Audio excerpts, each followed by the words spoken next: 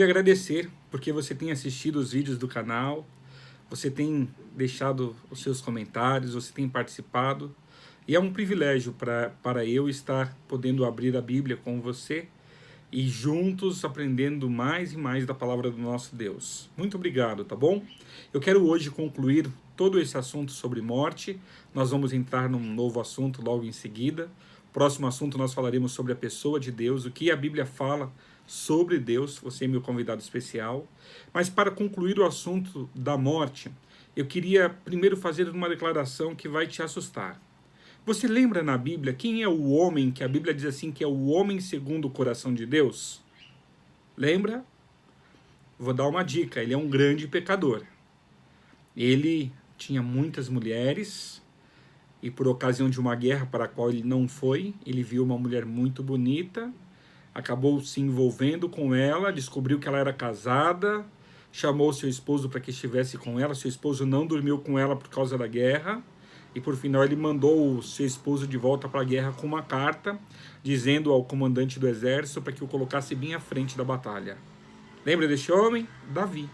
A Bíblia diz assim que Davi é um homem segundo o coração de Deus, um grande pecador como eu e você, mas um homem segundo o coração de Deus. Dentre todos os homens, Davi é um homem que nós, se fôssemos pensar, os mortos vão para o céu, Davi é um homem que nós diríamos, Davi também está lá. Mas eu quero ler hoje com você um texto que vai te surpreender. Porque Davi não subiu aos céus, mas ele mesmo declara, disse o Senhor ao meu Senhor, assenta-te à minha direita. Você percebe? Davi morreu e não subiu aos céus. Por que não subiu? Porque ninguém que morre sobe aos céus. Todos os que morrem aguardam no pó da terra amanhã da ressurreição.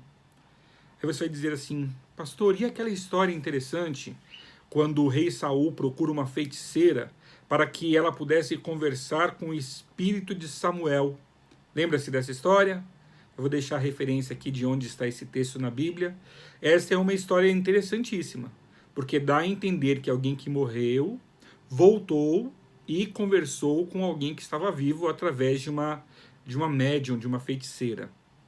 Logo, as sessões espíritas são possíveis. Não. O profeta Samuel não voltou para falar com ninguém. Sabe quem foi que falou? Eu preciso que você me acompanhe com esse texto na Bíblia. Apocalipse capítulo 12, nós vamos saber exatamente com quem foi que o rei falou. A Bíblia vai explicar para a gente agora aqui uma história que vai deixar mais claro para nós como que esse processo todo aconteceu. Apocalipse 12, os versículos 7 em diante. Houve batalha no céu. Miguel e os seus anjos pelejaram contra o dragão e também pelejaram o dragão e os seus anjos. Todavia não prevaleceram, nem mais se achou no céu o lugar deles. E foi expulso o grande dragão, a antiga serpente, que se chama Diabo e Satanás, o sedutor de todo o mundo.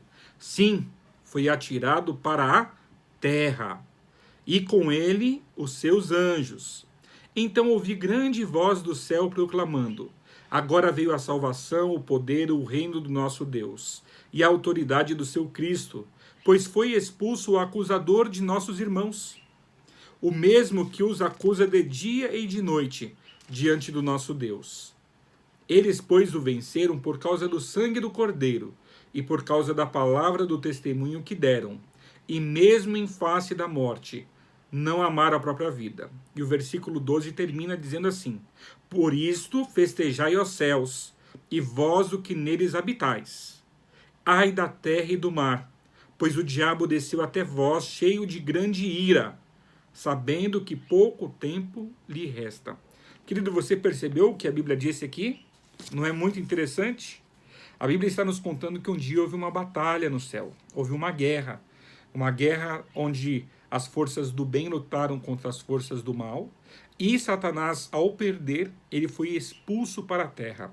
A Bíblia fala assim que 1/3 de todos os anjos criados por Deus aceitaram ou passaram a acreditar que Satanás estava certo nessa batalha, neste conflito, e foram expulsos do céu também. Fica uma pergunta, para onde eles foram? Se você prestou atenção na leitura do texto, diz assim que eles foram atirados na terra. A palavra diabo vem numa palavra grega, diabolos, que significa literalmente lançado através de. O diabo é o diabo porque ele foi lançado do céu aqui para a terra. Aonde mora Satanás? Aonde moram os seus anjos? Exatamente aonde nós estamos. E é neste lugar que eles se passam por pessoas queridas nossas que já faleceram. Por isso, muitos de nós somos tentados a acreditar que os nossos amados, os nossos queridos, os nossos amigos, os nossos familiares já morreram. Que já morreram, voltaram. Não, eles não voltam. O espírito deles não participa de mais nada. Lembra como foi que Deus os fez? Soprou na narina do homem o fôlego de vida e o homem passou a ser uma alma vivente. Lembra como é que o homem morre? Há uma separação do corpo, que volta a ser pó, com o espírito que volta para dentro de Deus, porque foi Deus quem o deu, através do sopro, e o homem deixa de ser uma alma vivente. Olha que interessante. E quando nós concluímos isso, nós arrumamos alguns outros problemas teológicos que vão nos dar muito esclarecimento bíblico. O primeiro deles, fica claro para todos nós que ninguém que morreu está nos céus, incluindo Maria, a mãe de Jesus. Você percebe?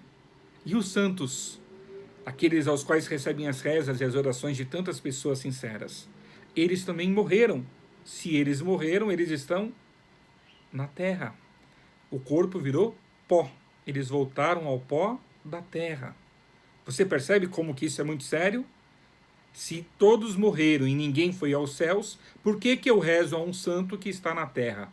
Numa situação pior que a minha, porque eu tenho consciência, eu tenho vida, eu consigo fazer alguma coisa. Agora o santo, ele morreu, está enterrado e não participa de nada. E você diz assim, mas pastor, e quando eu rezo a Nossa Senhora e recebo uma bênção, recebo uma graça? Querido, você recebeu foi uma graça mesmo, uma graça do nosso Deus maravilhoso, que levando em conta a falta de conhecimento da sua parte com relação a isso, fez com que entendeu que aquele pedido era para ele. Mas a santa, o santo, esses não podem mais nos ajudar. Não tem absolutamente nada que eles podem fazer em nosso favor.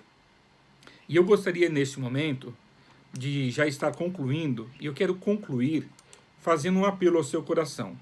Você sabe, nós não fomos criados para morrer. Como pastor, eu faço muitos sepultamentos. E nós não fomos criados para morrer. O momento de um sepultamento é um momento muito triste, porque ali as pessoas estão extremamente sentidas, extremamente sofridas e angustiadas e com uma saudade. É um momento horrível e eu vou te dizer por quê. Porque quando Deus nos criou para que nós fôssemos eternos. Mas o pecado fez com que nós perdêssemos a eternidade. E nós não estamos preparados para a morte. E é na hora do sepultamento que as maiores mentiras são contadas. Quer saber uma mentira que muitas pessoas dizem na hora de enterrar alguém? Deus o quis. Deus quis levar ele para perto e disse mentira. Deus nunca quis que ninguém morresse. E eu sei que em muitos sepultamentos Deus é acusado de ser o culpado pela morte.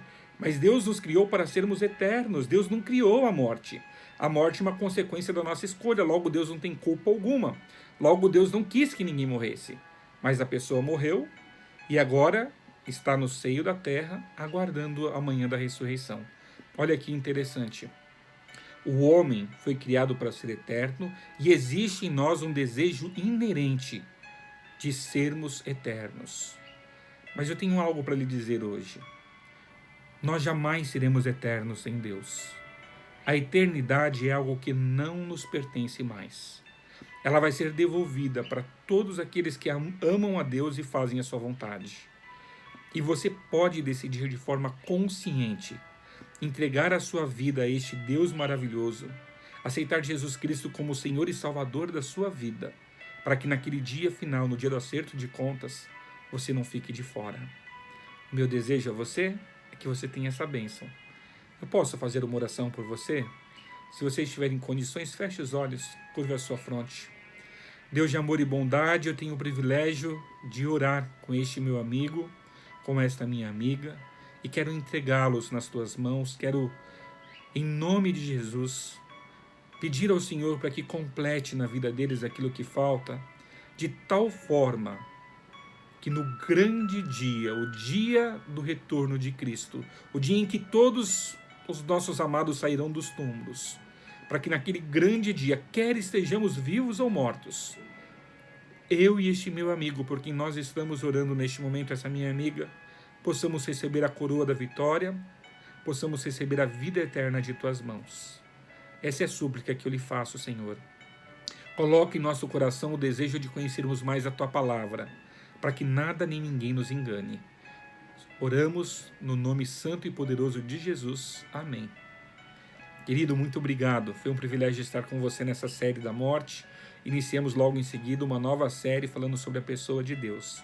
Deus te abençoe. Um abraço.